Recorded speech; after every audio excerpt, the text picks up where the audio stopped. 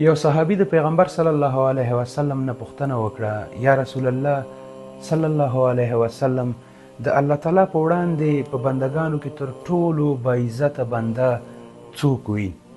پیغمبر صلی الله علیه وسلم وفرمایل د الله تعالی په وړاندې تر ټولو باعزته بنده هغه وي چې خپل مرګ په یاد ساتي او په دنیا کې د آخرت لپاره تیاری کوي. لمونځ، روژه، زکات، حج دا خو به حتما کوو. په ټولنه کې نیک چلند، د خلکو سره نیک اخلاق ساتل، د هغوی سره په مهربانۍ باندې تګ، دا هم د الله تعالی په وړاندې په ډېره لویه مرتبه کې حسابیږي. ګورئ، بعضې وخت موږ یوه نیکي کوو، هغه زموږ په وړاندې ډېره وړه ښکاري، په داسې حال کې چې همغه نیکي د الله تعالی د رضایت سبب ګرځېدلې وي.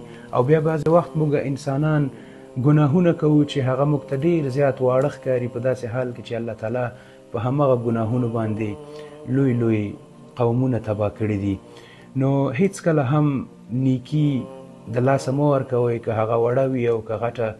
نیک کار مو مخته راتو، فی سبیل الله یې مخې ته وردانګئ. الله تعالی به مو مل او ملتیا کوي. السلام علیکم ورحمة الله.